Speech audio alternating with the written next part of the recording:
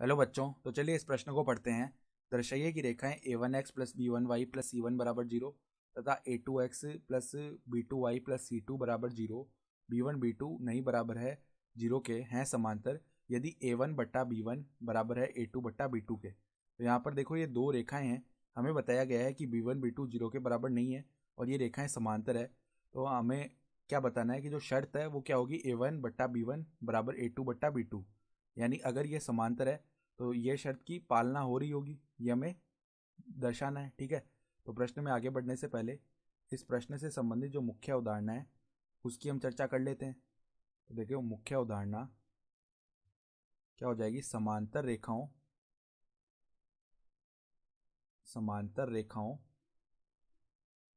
की ढालें बराबर होती हैं। ठीक है,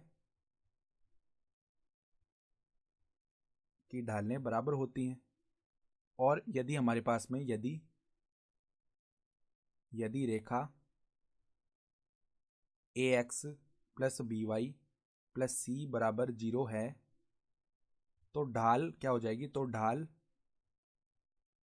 बराबर में हो जाएगी माइनस में जो x का गुणांक है यानी a बट्टा में जो y का गुणांक है यानी कि b। ये होता है ढाल का सूत्र।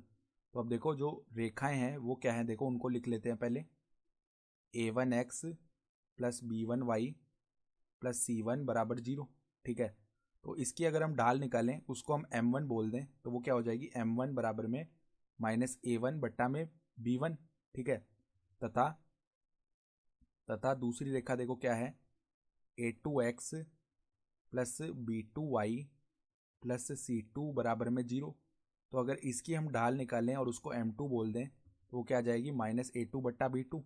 तो प्रश्नानुसार क्या दिया हुआ है कि दोनों रेखाएं समांतर हैं। तो इसको अगर हम पहली रेखा बोलें और इसको दूसरी रेखा बोलें तो समीकरण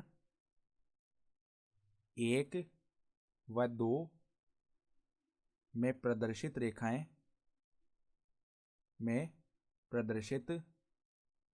रेखाएं